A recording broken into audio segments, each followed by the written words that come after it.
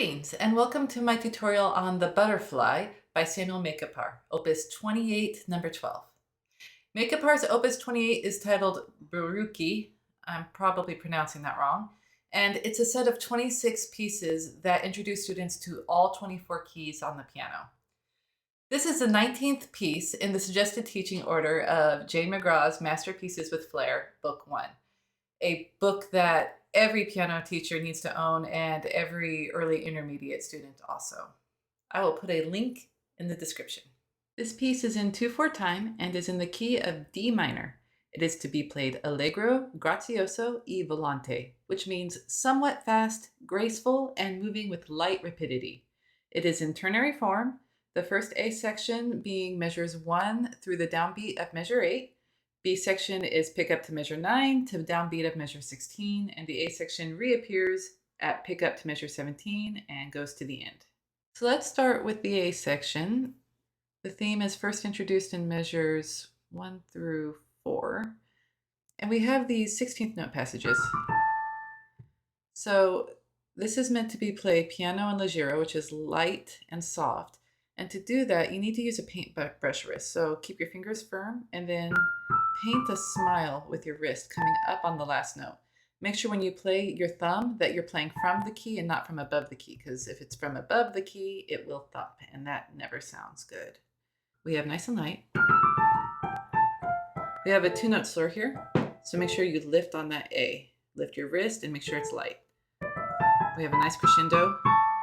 And then we have the A theme again. So since we're going to repeat it, we're going to play it just a little bit louder this time. And a nice little diminuendo. Next we have the B section. It starts with a poco crescendo. So you're around piano mezzo piano and you're going to build. Now I want you to listen to this. We have this little motif here, or theme. And then the theme repeats just 1 note lower. This is called a sequence. And it repeats again, but 1 note lower, and then it repeats at the same spot, so it doesn't move on the last one. Now, because of this, I like to phrase this as getting louder until the repeated phrase, and then when we have the repeated phrase, then I have a small diminuendo. So we're gonna first start at piano.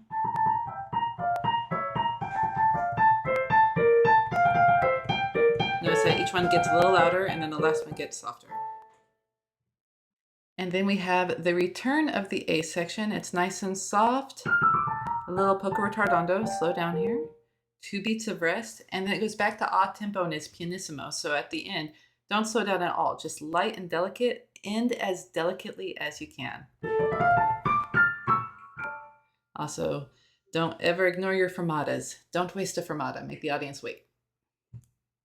That's it for this tutorial. This one feels pretty straightforward in performance, but does require controlling your dynamics and beautiful even 16th notes. Previously, I did a tutorial on another piece from this opus called The Music Box. And in that tutorial, when I was doing the research, I found that Baruki could have been referring to old toys that had a domestic theme. This time, while I was researching it, I found a really nice longer article that probably has more legitimacy, credibility, probably has more credibility than what I first came across, referring to Baruki as probably a game that children played, where it was a bunch of carved wooden toys that were either put on a table or in a box, and the players would use special hooks to pull out the carvings without disturbing the others. I don't know which one is right, but I like the latter. I will put a link to the article in the description of this video.